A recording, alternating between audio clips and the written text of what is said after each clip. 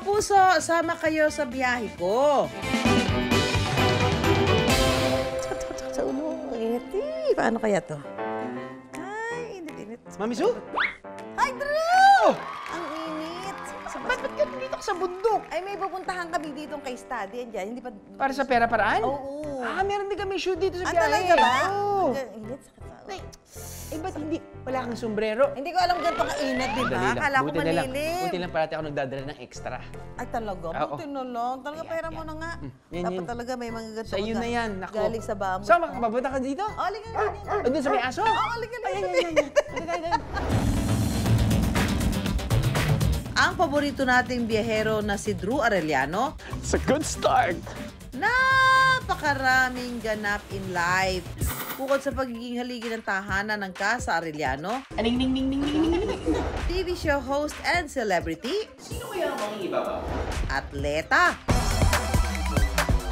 Alam niyo ba isa rin siyang negosyante?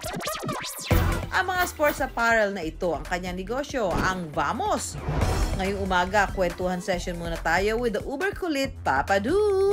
Kumusta na nga ba ang biyahe ng negosyo ni Drew? At paano nga ba niya nagagawa ang lahat ng ito?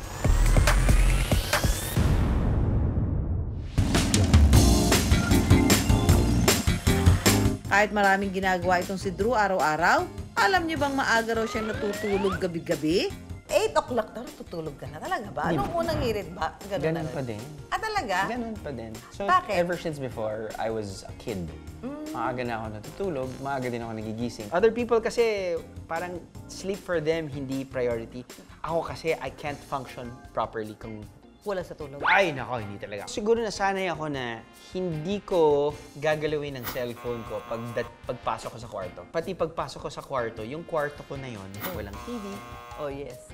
Pagpasok ko doon, yung kwarto na yon, para sa tulog lang. Yun lang. Pag sinabi nating Drew, health ba? Buntis ka agad si Iya, ganun ba yan? Sorry. Athletic. Bakit meron ba mang plano? Isa Wala, pa. wala. Health buff, athletic, di ba? Parang nagsimula yan sa sports muna eh. Wala pa akong Siyempre. anak niyan. You wanna utilize your body properly. So, training ka, tapos nun, sumama na lang dun sa training mindset and process na, uy, you know, naging manageable yung weight mo, and then I had to eat properly so that I can be faster, stronger. Alam mo yun, medyo dun pumunta yung mindset. But eventually, nung nagkaroon kami ng anak ni Iya, Yeah, the more. naisip namin, all the more. Siyempre, all the more. The more you wanna, live longer, and you wanna show them, not just tell them, but show to them kung ano yung lifestyle namin para ma-adapt nila. Dahil malaking parte ng buhay ni Drew ang sports, kaya naman ito ang naging inspirasyon sa kanyang negosyo. Nagsimula kami ng business partner ko na si Javi. At that time, kasagsagan ng triathlon eh. So, very serious yung training namin. So, halos araw-araw kaming magkasama. So, one bicycle ride, naisip namin kung ano yung pwede nating magawang produkto na mabilis mabenta at affordable. So, naisip nga namin na kapag papasok sa isang running store or bike shop or whatever sports shop, for 395 pesos a pair, very affordable, pati magbabago na yung itsura mo, lalo na kapag magtatakbo ka or magsacycling ka. Naisip namin, Vamos yung brand. Uy, Vamos nga pala. Espanyol yung si Javi eh. Vamos kasi is let's go. Yeah. So parang, Vamos. Hago, gusto ko yun, Vamos. Doon kami nagsimula, Vamos. Una namin was 20K. Okay. That was our initial capital investment. 20K each. 20, so 40,000. 40,000 lang yan. Tapos piniikot lang namin yan. So, hinype up lang namin sa social media. Kami lang nagpicture. Limited edition. Ayun. Dahil sa social media. Social media yung naging pinaka-main tool. Absolutely. Yun yung parang main form of advertising namin. Hindi kayo nagkaroon ng physical store? Hindi namin naisip talaga magkaroon ng physical Why? store. Kasi para sa amin, una-muna, this is not our main business. Mas okay ng sideline lang to. Sideline lang. Tingnan natin kung lalaki. Success ang pagbebenta nila ng kanilang medyas at kumita sila ng malaki mula rito.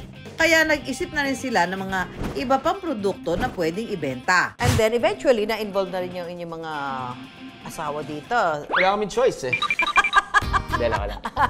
No. Pero syempre kung mayroong mga sportswear for guys, of course, Meron sa babae, di ba? Correct. Yung mga asawa din namin kasi nagtitraining din. Siyempre, So naisip namin na, uy, gawa naman kayo ng sarili nyo pang babae. Hindi naman namin alam kung ano yung nararamdaman nyo. Correct, oo. Doon nagsimula yun. Sila magkakaibigan na rin ang nagsilbing modelo ng kanilang mga produkto. Ang negosyo nagsimula bilang sideline lang sana noon, 10 taon na ngayong Pebrero. May sarili ng warehouse at opisina ang Vamos. Mayroon na rin nagbebenta sa mall ng kanilang mga produkto. Pero ang kanilang pangunahing paraan ng pagbebenta, online pa rin ha. At ngayon, hindi lang pang lalaki o babae ang mga ibinebenta nila. Meron na rin pang bata. We just keep on creating, I guess, new products. Like for example, isip namin, gawa tayo ng affordable shades na magandang grip. Kaya, if you can see, you can actually run using these because nga, nakakabit pa rin siya. So it's not your typical sports shades na pag ganun. So at least it's still very stylish.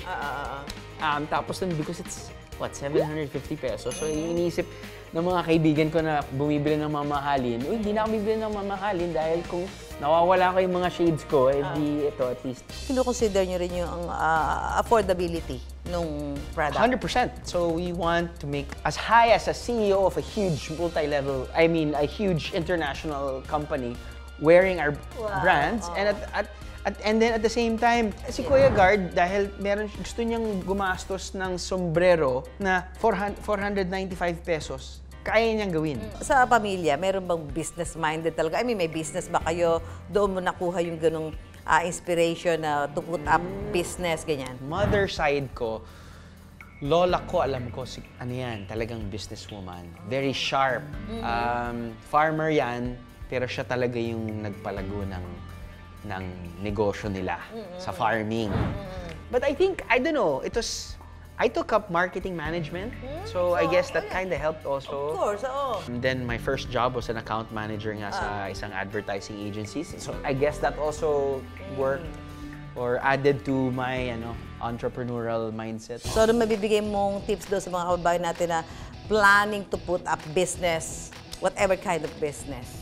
Sa laki ng investment, sa trust din yan ng partner mo. How you guys work together. Malaking bagay yun sa negosyo, sobra. Naniniwala ka ba na kailangan hands-on ka? Order fulfillment, kami gumagawa niyan. Lahat ng mga way bills, kami gumawa lahat niyan. Gabi-gabi. Paano mo ba ginagawa yung work-life balance? Buti, hindi nila alam meron akong twin brother. So, kuminsan. Meron ba? Teka, baka lang hindi ko alam. Ako, I've always believed in working smart, not working hard. Yeah. That's why yung priority ko is time. Very particular ka sa time. Pag call time ko, 11 o'clock or You have whatever. to be Or there. 5 a.m., nandun na ako bago mag 5 a.m. I mean, for me, yun nga, time is my currency. Pati, there's nothing like, giving yourself to the kids. Alam nila nandyan ka. Laking bagay yan kasi binigyan ako ng oras ng tatay ko just being there. And I think it's natural for me to, give the same time that my dad gave to me. Paano ba babalansihin ang lahat? You're working and meron kang business. Hindi ko alam kasi Athletic ka, like Drew. if you have a proper routine, proper sleep, training regimen, what you eat, simplicity of life, mababaw akong tao Alam mo naman ako, maliit na bagay, matatawa na ako. Humor plays a very important part, I guess. Kami na mag-asawa, di ba? Medyo. So don't take things too seriously then, I guess. Sulit na sulit ang 24 oras ni Drew sa kanyang pamilya, trabaho, hobbies, at maging sa negosyo. Dahil sa tamang pagbabalanse ng oras, success siya sa lahat ng ito.